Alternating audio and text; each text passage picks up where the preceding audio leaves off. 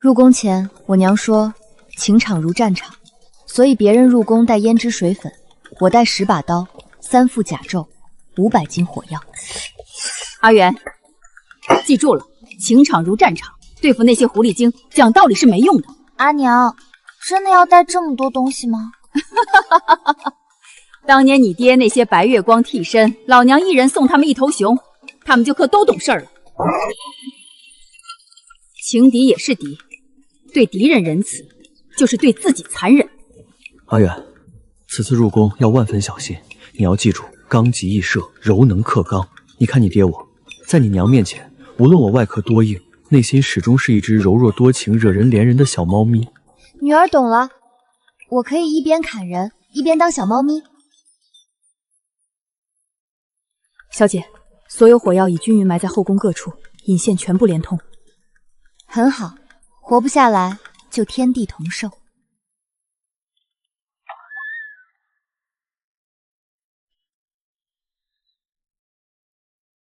这就是那个为国作鸦，哦不，为国联姻的皇帝，长得真不错，很适合当个傀儡。朕已经有20个妃子了，她们每一个是善茬，趁着还没陷进去，回家吧，这里不是你能待的地方。报！可探听到什么消息？魏王要造反，先头部队已入神武门。什么？魏王他竟然……不重要。你说什么不重要？魏王要杀朕的头，你说不重要？我问你，贵妃呢？贵妃叫了50个职业打手，正往咱们寝宫赶来，说要给您一个下马威。他好大的胆子，敢打我的主意！阿文、阿武，拿我的战袍和长刀来！等等，你刚才是不是说魏王造反不重要？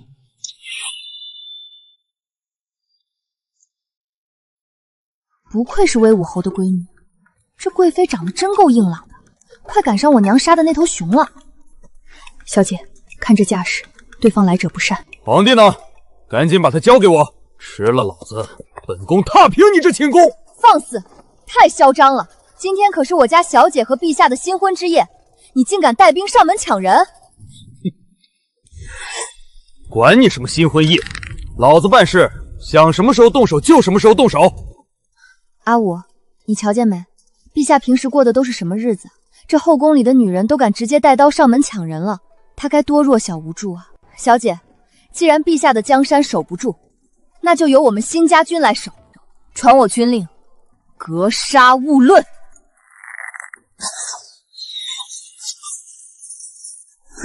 这娘们不对劲，快挡住！鬼啊，撤退，快撤！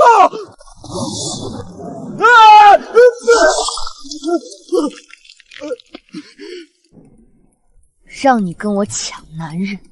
我没有，你疯了！我是来造反的，我是来夺位的！还敢嘴硬！为了抢男人，连造反这种借口都编出来了。你以为我会信你的鬼话吗？老子他爹的真的是来造反的！造反是吧？行，那就让你睡得安稳点。阿文，拿绳子来，把这贵妃吊到寝宫门口。小姐，这是为何？我要让这后宫所有妃子都睁大眼睛看看，惹怒我的下场就是这副吊样。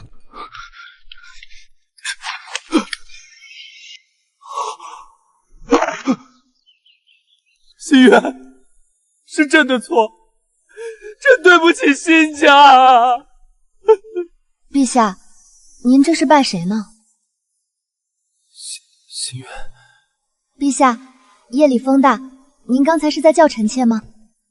心远，你没死，你没死，你竟然没死！陛下，糟糕，阿爹说过，刚极易折，我这身杀气太重了。陛下，你怎么才来啊？你知不知道刚才有多危险？别怕，朕在这儿。贵妃娘娘好可怕，她带着这么多人闯进来，威胁臣妾说陛下是她一个人的，谁抢就杀了谁，臣妾好害怕。你刚才说，贵妃不许你跟她抢朕。陛下莫非是不信臣妾？也是，臣妾初来乍到，身份微贱，贵妃娘娘要杀我，我又能怎么办呢？朕没有不信你，朕只是没想到魏王他竟然对朕怀着这样的心思，甚至不惜男扮女装。魏王，没错，地上躺着的这个不是贵妃，是意图谋反的魏王。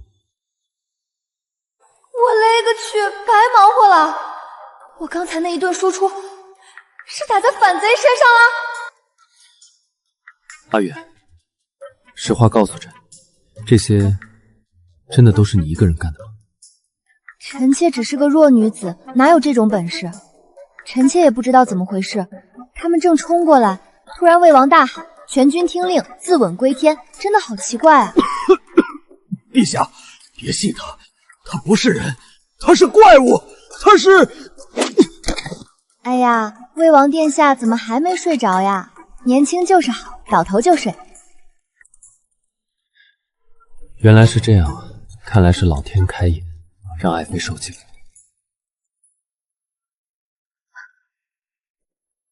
贵妃来了，真的贵妃！本宫倒要看看哪个小浪蹄子第一天进宫就敢勾引陛下！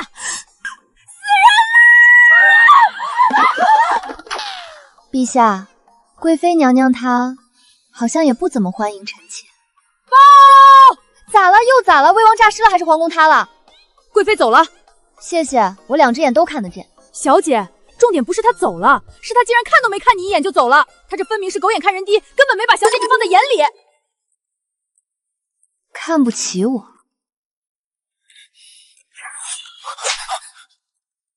阿软，误会，全是误会。误会？他刚才那个白眼都要翻到天上去了。他那不是翻白眼，那是被爱妃你的风姿所倾倒，自惭形秽，只能落荒而逃。是吗？就是这样的，朕保证。陛下说的对，既然他这么懂事，那咱们也别浪费这良辰美景了，进屋洞房吧。那个爱妃啊，朕突然想起来，偏殿还有一堆紧急奏折没批，事关社稷，朕不能耽误。这好办，阿文在。我以前帮老将军处理过几年的军政要务，批几本奏折也就一炷香的事儿。昨日母后似乎染了风寒，朕乃大孝子，此刻必须去侍悲，否则寝食难安。阿武，陛下放心，微臣在军中兼职过军医，专治各种疑难杂症，医死的人越多，医术越高明。朕略感乏累，身子骨柔弱，要不改天……少废话，走。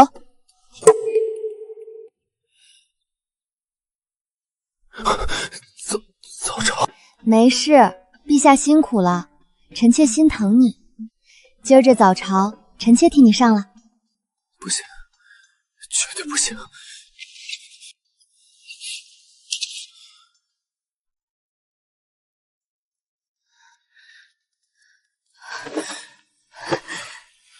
臣妾飘零半生，未逢明主。若娘娘不弃，臣妾愿拜娘娘为义母，从此鞍前幕后，唯命是从。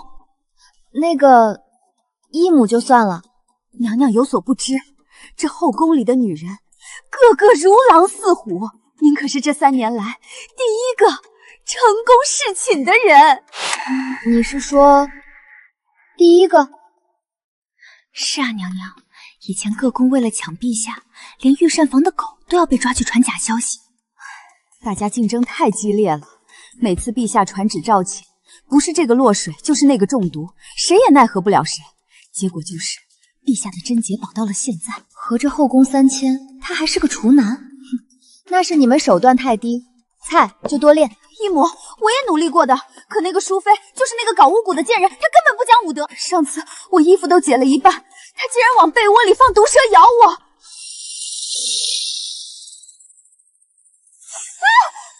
死蛇，又是这种死蛇！叫什么叫？闭嘴！没看见皇帝还在寝宫睡着吗？吵醒了他，本宫拿你喂蛇！娘娘，这分明是挑衅！淑妃明知我在您这儿，还敢放蛇，这哪是在咬我呀？分明是在打您的脸！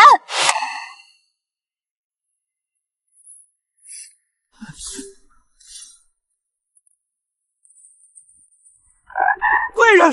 主子小心，这地砖下全是……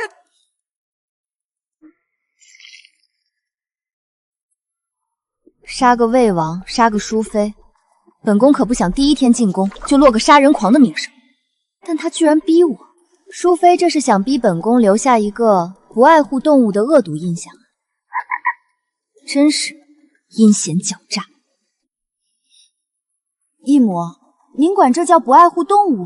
阿文、阿武，点齐人马，收到。义母，咱们今天打谁？淑妃，永宁宫。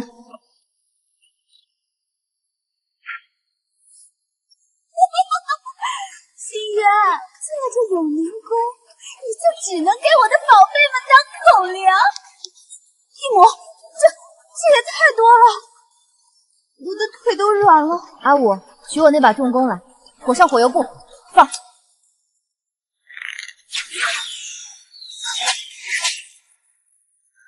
这场面真是不亚于当年的赤壁之战啊！毒妇，你这个毒妇！我要让你生不如死！给我倒下！义母，小心，他会误国。就这，还有别的招吗？你在找什么？没了吗？就这点本事？皇帝的贡感娃娃呢？拿出来我瞧瞧。那是正经的巫蛊娃娃，是杀人于无形的秘术，不是什么乱七八糟的贡感娃娃。既然是杀人于无形的秘术，那做皇帝的贡感娃娃，不也是顺手的事？给我做一个陈宣烨的。这是在践踏我的职业尊严。你可以杀了我，但你不能侮辱我的娃娃。我淑妃就是死在这里撞死，也不可能给你做那种恶心的东西。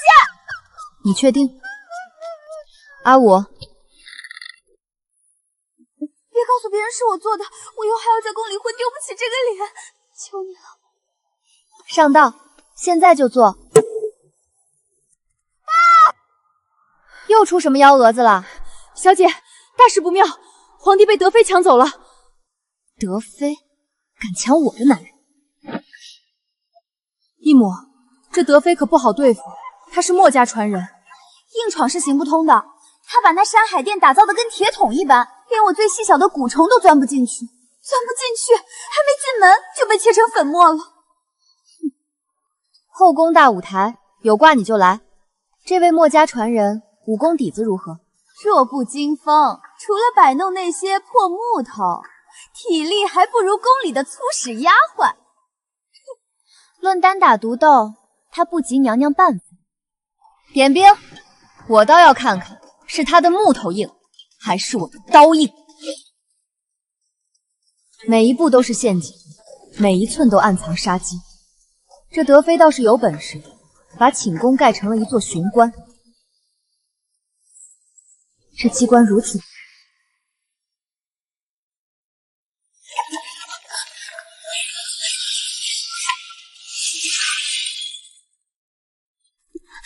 娘娘，怎么办？这根本进不去啊！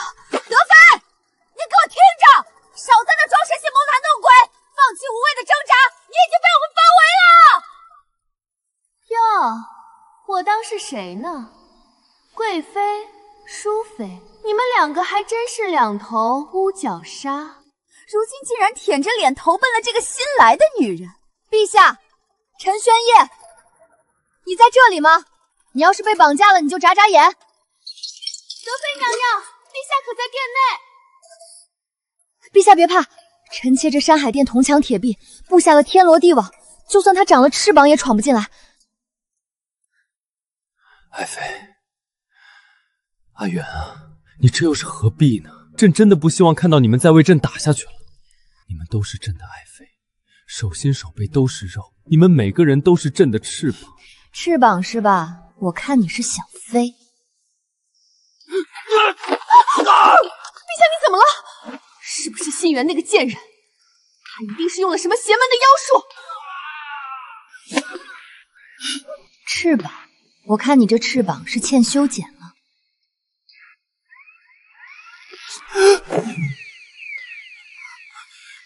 没什么，不，快放朕出去！放朕出去，朕受不了了！不行，陛下，外面那个女人已经疯了，她带着刀来的，现在出去太危险了。臣妾誓死也要守住这山海殿，护您周全。更大的场面还在后面呢。陛下，最后问你一次，要是臣妾请你出来，那场面可就不好看了。陛下，这大门虽厚，却挡不住臣妾的一片智者。陛下当真是不打算出来？心源，阿元，你别误会，我只是在和德妃探讨墨家机关，一定要自己控制住自己啊。自己控制住自己，听听，陛下到了这时候还在护着那位精通机关的德妃，看来他是觉得这山海殿比我的关雎宫更稳当。义母，陛下的声音听着确实挺护犊子的，作孽啊！这简直是在挑衅娘娘的地位。我只知道真理在火药爆炸范围之内。阿武，开火，得令。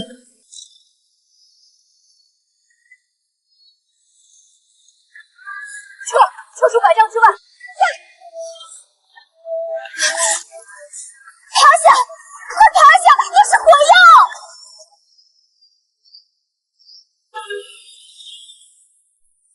不是，心源，你有病吧？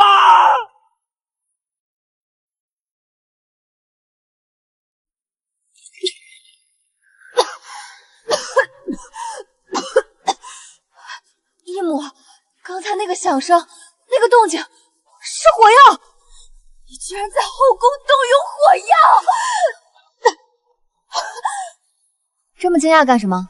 搞得好像你们宫殿底下没埋这玩意儿一样。你把火药均匀的埋在了全后宫底下，义母，你这就有点极端了吧？咱们是宫斗，不是要修仙渡劫啊！你这是要让大家随时随地飞升啊！我不极端一点，万一哪天我活不下来，谁陪我天地同寿？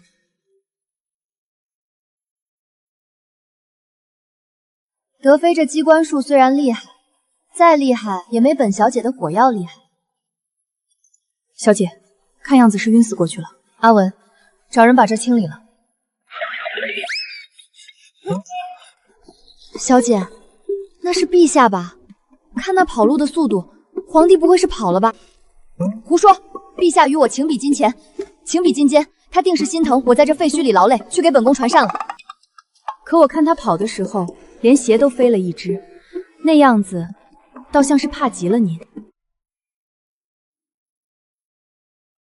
陛下这么爱我，怎么可能会跑呢？他只是累了，需要本宫帮他活动活动筋骨。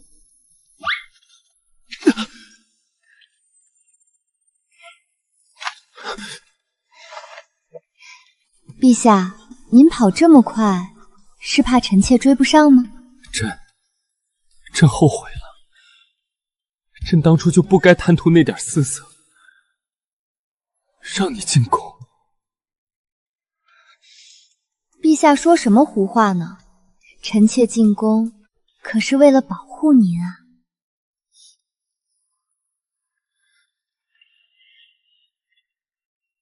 小姐，这3天后宫各处都在动土，贵妃在挖沟，淑妃在炼毒，德妃在修堡垒。光挖沟有什么意思？这种小打小闹太无聊了。去告诉他们，既然要斗，就斗得精彩。我要看血流成河。陛下，您看今眼的月亮多圆，多适合咱们这种恩爱夫妻出来走走。朕只想安静的驾崩。我操！什么人啊！这贵妃也太没素质了，在公共区域挖这么大个坑，居然不设路障。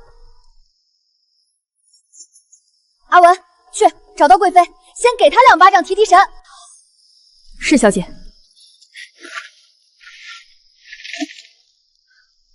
前方安全，后方也安全，左边。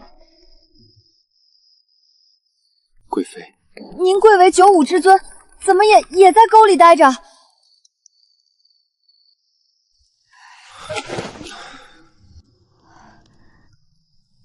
别问了，朕在赏月。陛下，您赏月也得看地方。臣妾叮嘱您，待会儿爬出去了，千万别往湖边去。德妃在那儿布了连环弩，也别去听雨轩。淑妃埋了3000毒虫在那儿等收网呢。总之，这后宫哪儿都没这安全。要不，您还是老老实实待在沟里吧。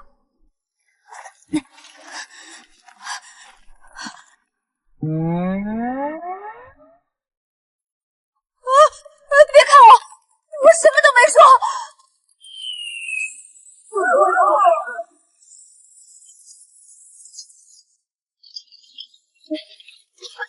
德妃，你个贱人！说好请战到明天中午的，你个破甲传人不讲武德，偷袭！在后宫讲信用，我看你们是脑子里灌了太多骨水，坏掉了。今夜东风，见了！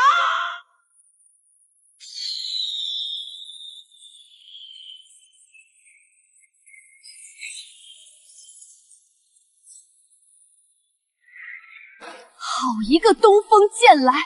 既然你们不讲仁义，那这破船留给你们收尸吧！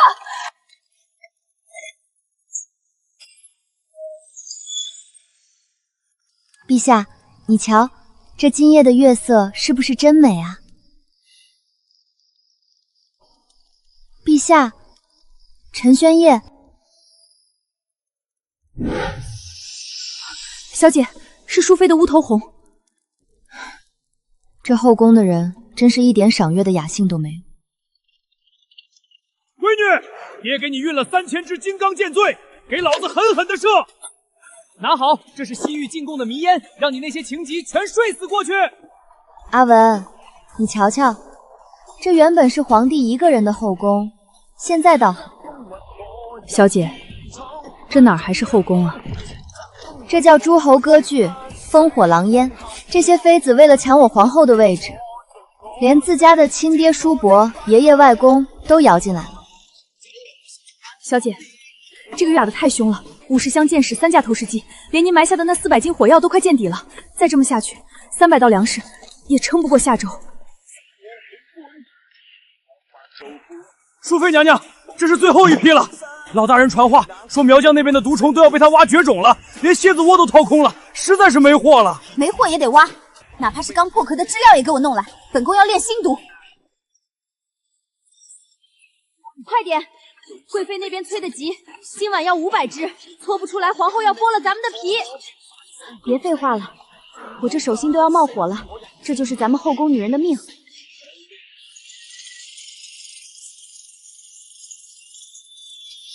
德妃，你这又是折腾什么呢？铁矿石开采太难，外面那些州主个个藏着掖着，我一怒之下造了这个开矿机关。本宫就不信这皇宫底下没铁。报，小姐，出怪事了。说还有什么比后宫开矿更怪的？因为嫔妃们把娘家的家底都搬得差不多了，连棺材本都送进了宫。现在外面的各地州牧、藩王、世家，因为没钱没兵，全都歇了火，只能被迫停战。所以现在大梁境内是宫外风平浪静，唯独这皇宫内战火纷飞。正是，天下大局竟被这后宫赛季给保住了，有点意思。鸣金收兵，寻了一早上的山头，陛下呢？这种时候他不在寝宫猫着避难，跑哪儿躲着了？回小姐，陛下他在贵妃娘娘宫里。贵妃宫里，本宫平日里杀红了眼，倒忘了陛下他还有一个情投意合的亲表妹。小姐，贵妃虽然被您吓得不敢接近陛下半步，但耐不住陛下自己主动往那儿钻啊。而且什么？宫里私下都在传，贵妃那张脸长得比小姐您更婉约，更有那种病美人的神韵。陛下万一瞧腻了道光剑影，想去瞧瞧那种婉约派的呢。婉约派，婉约，本宫今儿就去瞧瞧，是他的脸婉约，还是我的刀婉约？点兵，随本宫去贵妃那儿要人。快报信！皇后来了！救命啊！皇后娘娘提刀杀过来了！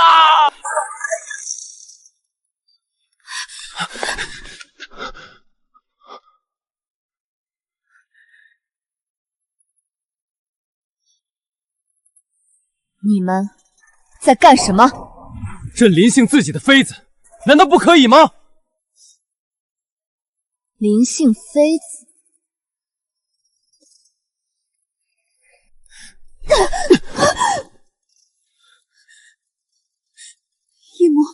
义母您息怒，事情真的不是您想的那样，求您听我解释。解释为什么陛下会在你房里衣冠不整，还是解释这后宫里谁才是主子？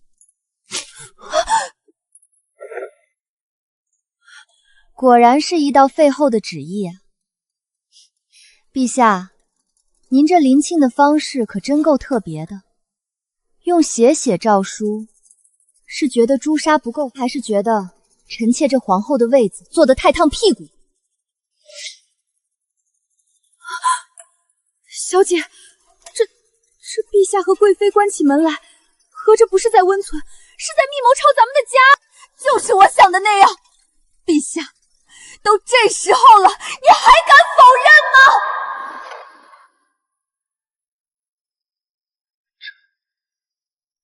朕只是想，陛下，臣妾早就说过了，我们是逃不过义母的手掌心的。您非要写……闭嘴！哭什么哭？这下好了，咱们都要去见老祖宗了。既然不会说人话，这辈子就别说。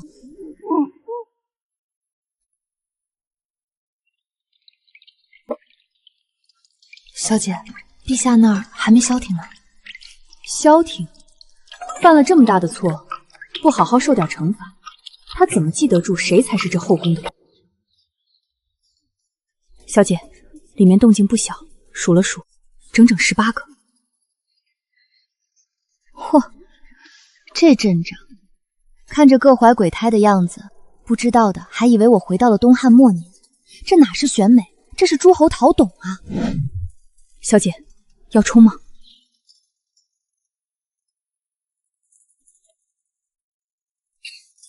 各位爱妃，咱们今日之所以冒着掉脑袋的风险在这秘密欢聚，是为了商讨废后。哎呦，好多人啊！大白天的，各位姐妹是在这儿开武林大会呢？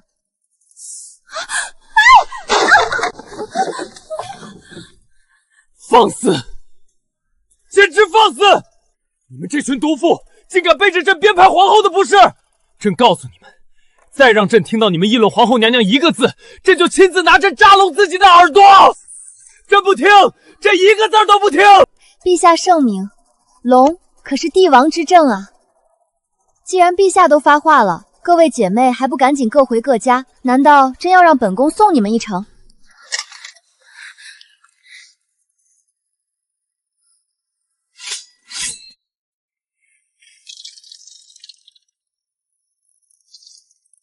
报，小姐，边疆出大事了！大梁立国100年，如今朝政腐败，各地诸侯为了割据，竟然联手把匈奴给放进关来了。什么？那群蠢货引狼入室！边疆武备废弛，要是等他们杀到京城，陛下那个小身板哪受得了？陈宣烨那个废物指望不上，前有匈奴，后有诸侯，这是要亡天下。点兵，我心忧皇帝安危，必须连夜回一趟辛家军领地。只有调集辛家铁骑，才能抗击匈奴。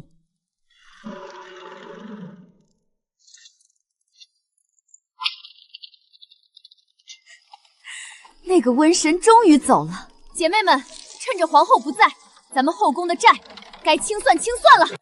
朕死活也想不到，这群人刚才不是还在偏殿密谋废后吗？怎么阿远前脚刚走，他们后脚就自己跟自己打起来了。陛下，这您就不懂了，这是后宫新赛季呀，没了皇后压着，谁都想当那个冠军。本宫宣布，本赛季的冠军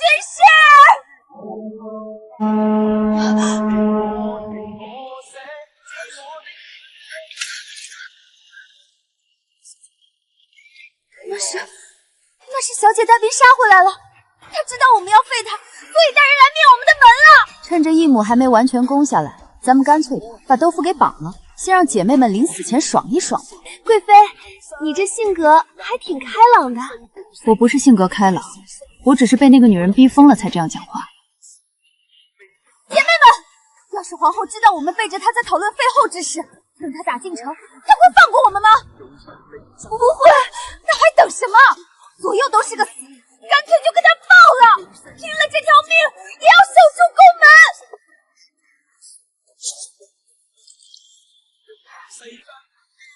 歃血为盟，跟他爆了！那什么，爱妃们，朕突然觉得龙体有点不舒服，可能是这血腥气太重冲撞了圣驾。朕先下了，你们慢慢聊。没听见城外的蹄声吗？排兵的去排兵，布阵的去布阵。德妃，你的投石机调好角度。淑妃，把你的毒虫都给我搬上城墙。城墙上的人听好了，看到我身后的1万个将士了吗？他们每一个都是大匈奴的猛男。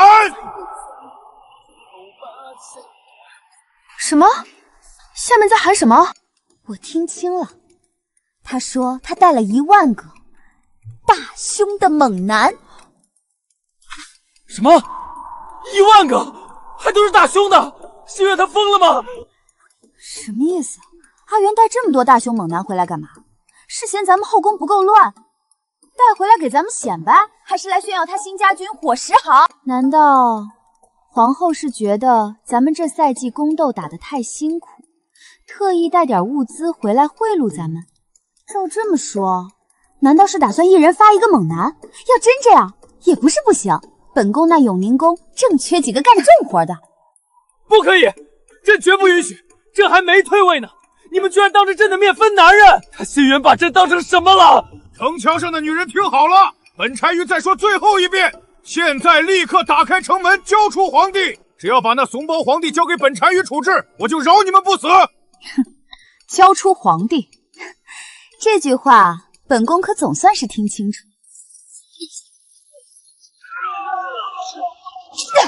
不对劲啊，这打法怎么看都不像义母的风格。我也发现了，你们看下面那个领头的，皇后今天怎么菜成这样啊？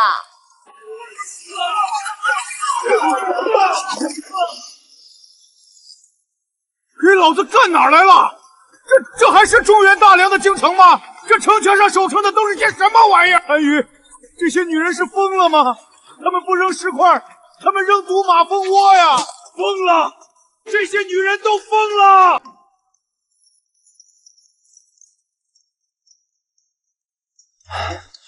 原来是匈奴打过来了。陛下，是皇后娘娘杀进来了吗？哦，吓死朕了！朕还以为是皇后来了。早说啊！早说下面是匈奴，本宫费这劲歃血为盟干什么？真是吓死臣妾了。就是，我还以为义母带着火药回来炸京城了。既然不是皇后，那还打个屁呀！姐妹们，散了吧，不是皇后就行。那什么，本宫缺觉，回去先睡一觉，你们慢慢陪匈奴玩吧。报，小姐，咱们紧赶慢赶，总算带了10万新家铁骑，把这1万匈奴给包围了。阿文、阿武，你们看他们在干嘛？本宫带了10万人上来救驾，他们怎么一副就这的表情？小姐，看样子他们好像很失望。开门，快开门，放老子进去！救命啊！开门，快开门，我们要出去！义母杀回来了，这皇宫待不了了，快跑啊！有的人想进去，有的人想出来。果然，皇宫就是座围城。跑出来了，终于从那女魔头手里跑出来了。等等，咱们是不是落了点什么？坏了，光顾着跑，把皇帝忘在城里陪大单局了。交出皇帝，我饶你们不死，婉儿，这剧本不对吧？他说的分明都是我的词儿啊！到底谁才是反派？妈呀！要杀人了！护驾！大单于救我！护驾！护驾！快护驾！拦住这个疯女人！等等，不对呀，老子好像是来入侵的匈奴单于，不是他的大内总管啊！算了，管他呢！护驾！护驾！一个一个杀太慢了，一起上吧！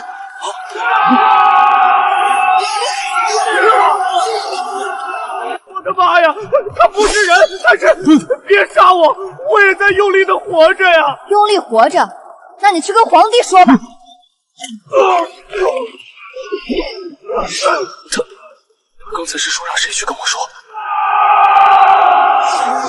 婉儿，人怎么能牛逼成这样？这合理吗？陈兄，那些倒地的真是老子的精锐，倒得那么快，老子还以为那是一地麦子呢。这个就是朕的皇后，太可怕了。现在虽然是你的1万人围着她，但朕怎么觉得是她一个人包围了你1万人？朕看这架势，咱们还是先撤吧，保命要紧啊！撤？往哪撤？朕可是草原之主，他离咱们还有这么远呢。既然大单于觉得这个距离很安全，那本宫就送你一份重礼。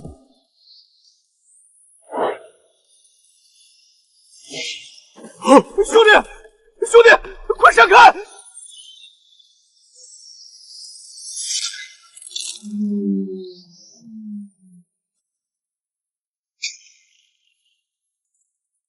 兄弟，撑住啊，兄弟！早知道不来了，外面的世界太可怕了。听哥一句劝，别惹皇后。不，兄弟，你别走，你带我一起走吧，朕一天都不想在这儿待了。陛下这么想跟他走，那我送你一程。皇后，朕发现你这人特狡猾。阿武，调转投声器，对准那些跑得最欢的妹妹们。得令。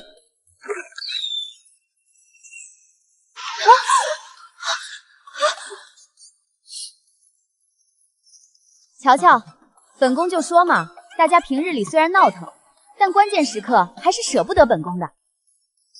义母说的对，臣妾们生是皇后的人，死是皇后的鬼。阿文，那是什么？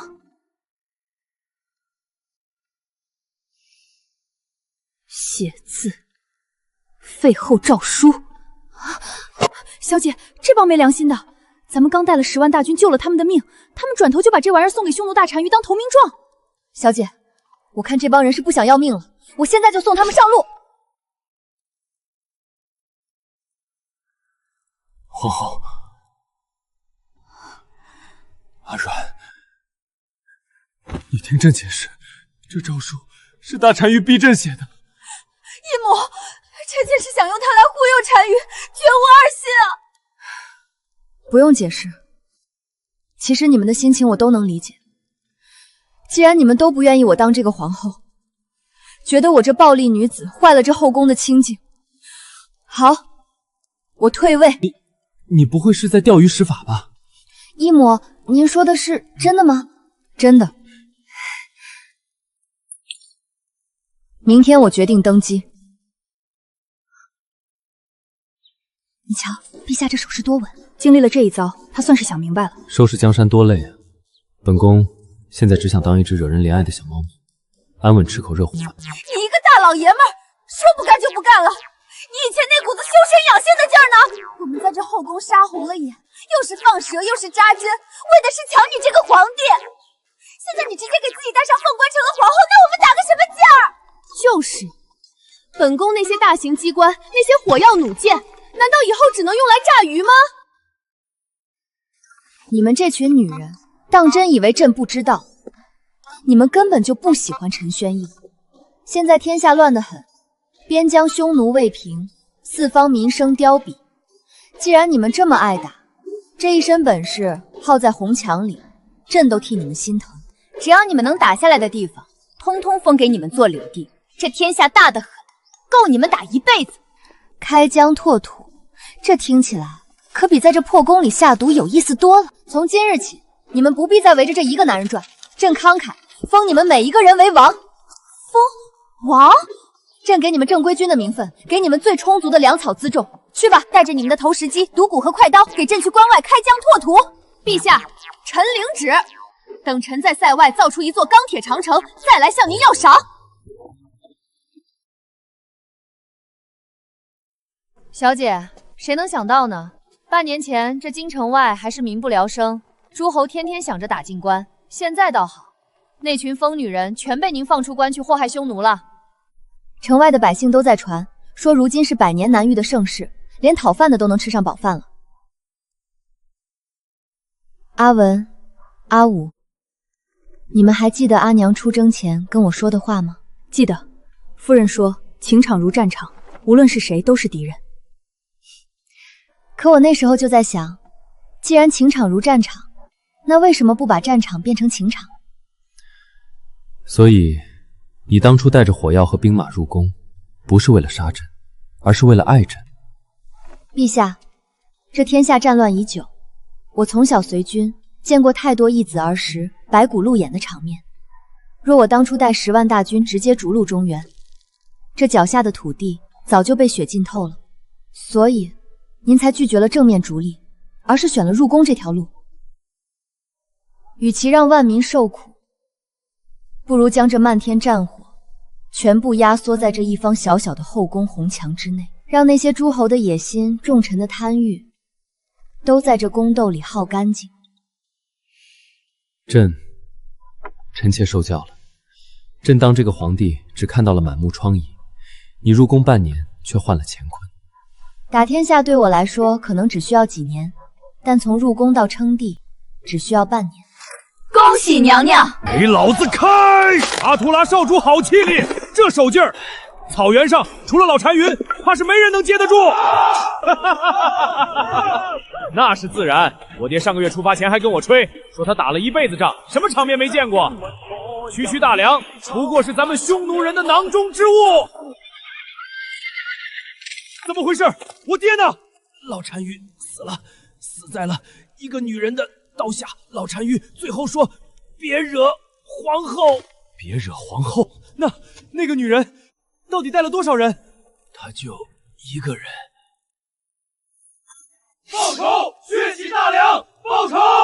传令下去，先按兵不动，谁也不准踏出草原半步。那个在大梁科举考了第7名，却跑来草原说换个地方打工的军师师在哪儿？单于，臣在这儿。当初老单于问臣为何放着大梁的官不做，怎么，单于今日也要问臣的职业操守？没心思跟你开玩笑，军师，我爹的事儿你已经知道了吧？老单于的事，臣已尽知，那就好办了。那女人杀了我爹。这口恶气，匈奴忍不了。我决定先找你谈谈，然后立刻带兵南下，给我爹报仇。军师，你这是什么意思？穿白戴孝给谁看呢？臣在给老单于戴孝。现在戴孝，你是想说你对我爹忠心耿耿，还是觉得我这个新单于没本事报仇？臣是在给老单于戴孝的同时，顺便为在场的诸位预演一下戴孝的流程，省得到时候那女人杀上门来，各位手忙脚乱，连白布都不知道该怎么系，那才叫丢了草原的脸。军师，你对那个杀了我爹的女人了解多少？辛元半年前入宫，入宫当晚，意图夺位的魏王带了3000铁骑杀进寝宫。第2个星期，他收服了贵妃，威武侯之女，身高8尺，能单手使80斤精铁长枪，那是能在万军丛中取将首级的猛人。然后呢？现在贵妃见着心愿，得纳头便拜，恭恭敬敬地叫一声义母。第3个星期，他打服了苗疆圣女淑妃，淑妃精通巫蛊，袖子里藏着能屠城的毒虫。可现在，淑妃每天乖乖坐在心愿床边，像个绣娘一样给她缝手工娃娃。第4个星期，他嫌德妃的山海堡来挡路，那是墨家传人的杰作，号称铜墙铁壁，神仙难入。辛云没耐心，直接派人埋了几百斤火药。一声巨响后，整个山海殿连块这完整地基都没剩下。几百斤火药，他疯了吗？第5个星期，他在后宫搞了一场诸侯争霸，所有妃子倾巢出动，打了整整1个月。耗光了100箱箭矢，3架重型投石戟，400斤火药，还有300甚粮食。那场面，连城外的禁军都不敢靠近。第6个星期，他觉得皇帝太碍事，直接废了陈宣也。现在辛晕已经在大明宫称帝了。所以，我爹是被一个什么样的人打死的？一个称帝的女人。他手里现在有多少兵马？整整10万，全是大梁最精锐的铁甲骑兵。那他本人的实力，当真如传闻那般？据死里逃生的斥候密报，辛远手中的玄铁大刀重达40斤。老单于不是死于埋伏，而是正面冲锋时被他生生劈死的。军师，咱们现在下令，让弟兄们全线撤往草原最深处，避开那个女煞婆，还来得及吗？应该来不及了。为什么？大梁离咱们这儿至少还有点路程。报！大梁的兵杀过来了！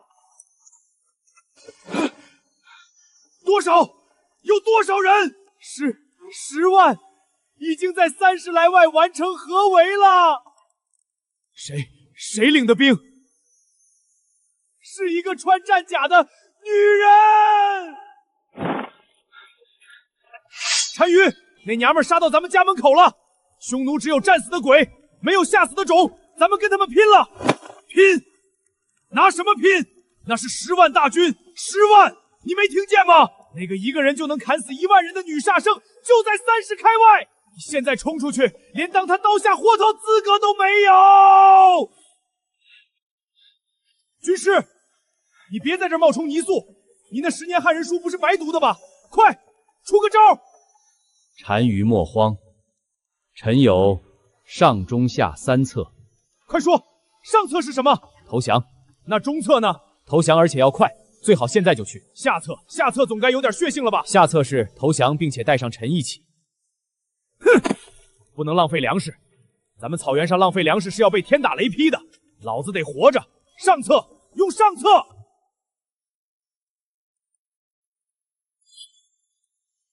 冷静，阿提拉，你是单于，你要有骨气。那是砍我爹砍出来的缺口吗？你就是新单于。正是。阿特拉携全体匈奴将士归降大梁。爹，您在天之灵，别拿鞭子抽我。您老人家没教过我，活着的单于才是好单于啊！陛下问你一个问题：你们匈奴人马骑的怎么样？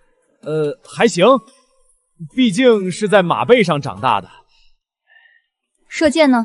也不错，百步穿杨不敢说，射个兔子还是稳的。陛下说，既然你归降了，那就给你一个机会。3个月后，宫里有一场争霸赛。争霸赛什么意思？大梁不是刚打完仗吗？后宫争霸赛，上届冠军是陛下本人，但由于陛下现在称帝了，位置空出来了。现在各路诸侯都在招兵买马，准备新赛季。可是这不合理啊！你们陛下已经是皇帝了，为什么后宫还在打？各位娘娘不是应该……各位妃子现在的身份是王爷，由于日子过得太闲，前几天众人一致决定开启第2赛季。这群女人打仗不是为了抢皇帝，是打上瘾了吧？冲冠一怒为打架。阿陀拉，陛下问你，你参不参加？单于，咱们匈奴狼骑的尊严能挡得住那把40斤的大刀吗？你看那缺口，那是砍我爹留下的。参加！臣阿提拉愿带1万将士全员加入新赛季。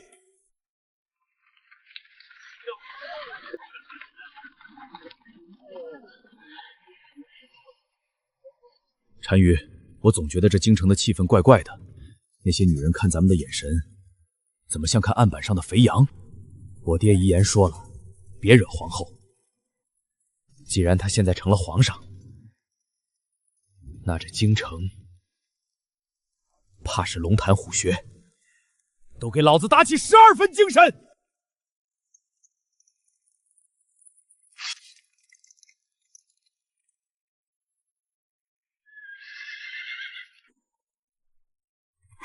姐妹们快看，南边那群长胡子的猛男进场了！来新人了，快来抢人啊！这批成色好，个儿大。小单于，别看他们，加入我们淑妃阵营，我们有全后宫最顶尖的巫蛊技术，教你做最精致的杀人娃娃。娃娃能当饭吃吗？单于，跟本宫混！我们德妃阵营有最新研发的连弩，还有整丈块钢筋铸造的战甲，炸哪儿平！都起开！单于，看看本宫这儿，壕沟、巨马、投石机一应俱全。最重要的是，本宫手里有全后宫最全的摸鱼秘籍，打仗不累，还能夺冠。这就是那群母夜叉，怎么感觉像进了疯人院？这杀气是真的。臣阿图拉叩见陛下。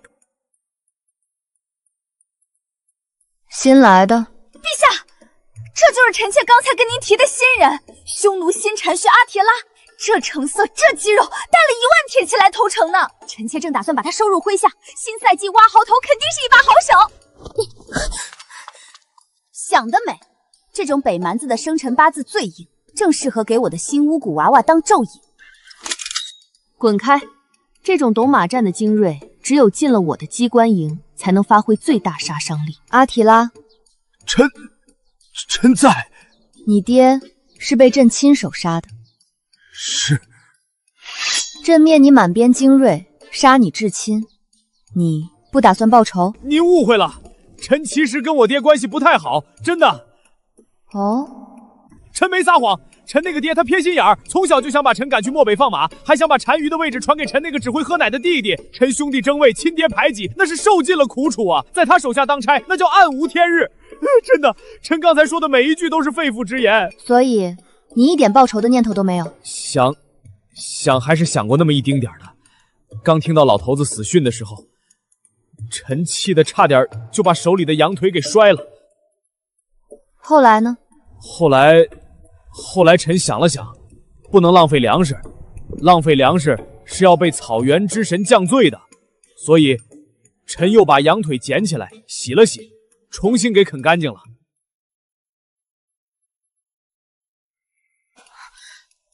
都别吵了，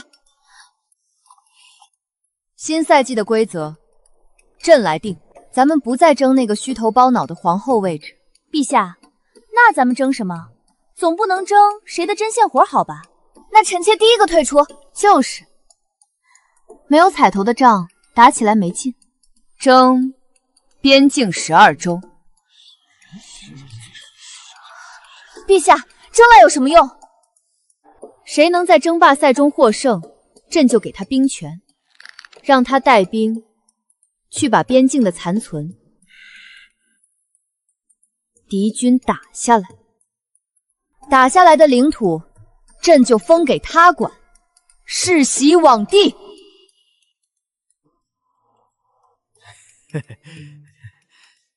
那个，陛下，臣斗胆说一句，臣毕竟是个纯种的匈奴人，您当着臣的面商量怎么打匈奴，这画面是不是稍微有点不太礼貌？阿提拉，你刚才不是说跟你爹关系不太好？那是父子矛盾，属于家庭内部纠纷，可这不代表臣能提着刀去砍亲戚啊！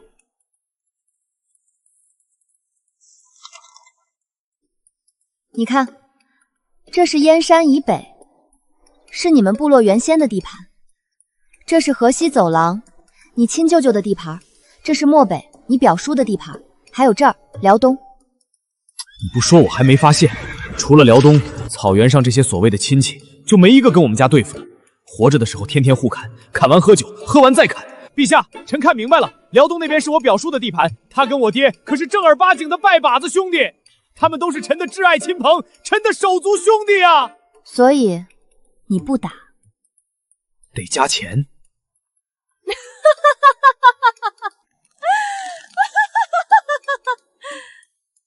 有意思，朕准了，辽东归你。谢陛下隆恩。打下多少，朕就让你管多少。这彩头够了吗？臣定不负所托。听好了，新赛季正式开启。贵妃，你领旌旗从正北出兵，直取葫芦王营。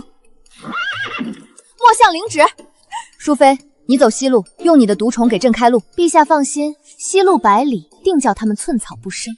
德妃，东路归你，朕要看到你的机关堡垒。臣妾新研制的破城弩，正愁没筹地方滋水呢。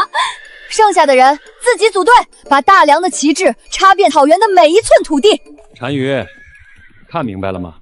咱们现在的身份变了。军师，咱们现在是帮着大梁打匈奴了，对吗？对。那就是说，我们分明是匈奴人，却要带着汉人。单于总结得很精辟。我们现在就是韩人史书里写的那种最招人恨的带路党。单于此言差矣。臣当年考科举，书上曾学过一个极其高尚的词——弃暗投明。弃暗投明什么意思？意思就是放着好日子不过，非要往死胡同里跳的反义词。咱们这是顺应天意，良臣择主而事。有道理。行，那我们就弃暗投明。单于，18路诸侯的大军已经出关了，贵妃娘娘的铁骑都快冲到燕山了。动身？动什么身？打仗靠的是蛮力吗？不，靠的是这个。快准备降表，把咱们最肥的羊和最漂亮的马都给大梁女帝送去。老单于1万人瞬间就没了，我这几百号人还不够那女人塞牙缝的。投降，立刻投降！这是谁送来的？是你表叔。他不但不降，还用血写了这封回信。他要起兵跟你决一死战。决一死战，好啊！我正好愁没机会在大梁女帝面前表忠心呢。撤！快撤！追！别让他跑了！阿提拉，你这个叛徒！你引汉人入关，你爹在天上看着呢，他会诅咒你的。表叔，别喊了，省点力气下山吧。听侄儿一句劝，投降吧。你现在投降还能当俘虏，再不投降，你就只能当遗物了。不可能！我大匈奴儿郎只能战死在马背上。表叔，你想想我爹。我爹就是太硬气，硬气了一辈子，结果被一刀砍死。表叔，你要学他吗？我只不过是比他多了一点点智慧。智慧？你说的智慧，就是带着外人来打你的亲叔叔？我的智慧是让你活着听完我的道理。忠顺王，老爹，我敬你一杯。贵妃娘娘，不，定北王，您海量。你是不知道啊，我还以为是义母杀回来了呢，吓得我差点。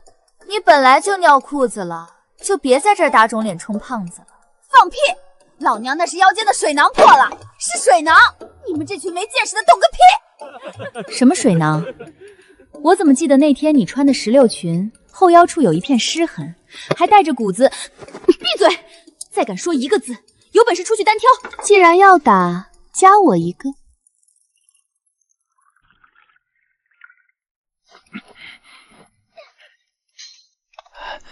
陛下，说。臣心中一直有一个困惑。问。臣的亲爹老单于临死前，到底跟您说了什么？其实也没说什么，当时一刀过去，一刀也就差不多了。你知道那句遗言是什么吗？臣知道，别惹皇后。不过你比他聪明，聪明人知道什么时候该投降。你爹到死都没学会这一招，但你学会了。朕的意思你还没听懂吗？你爹是匈奴最硬的汉子，所以他死了。你现在是活着的单于，别让朕封给你这句忠顺王，最后变成全天下的笑话。臣绝不敢，臣定当为大梁守好北大门。攻城角度。水囊，水囊，那是水囊。师傅，小生问您一句，咱们大梁现在的这位陛下，真的是个女人？女人怎么了？这一刀下去，能把你脑袋当球踢。那以前后宫里的那些娘娘们呢？哪儿还有什么娘娘？早封了王爷了，如今一个赛一个狠，正在各处边境撒欢呢。是，我是今天刚报到新兵第一担子吧？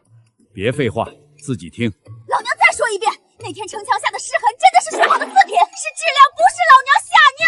咱们出去单挑，你拿命证明那是水囊。都省点力气，新研发的共感娃娃，一人一个。别说本宫亏待了姐妹们。西域那边好像也有人不服。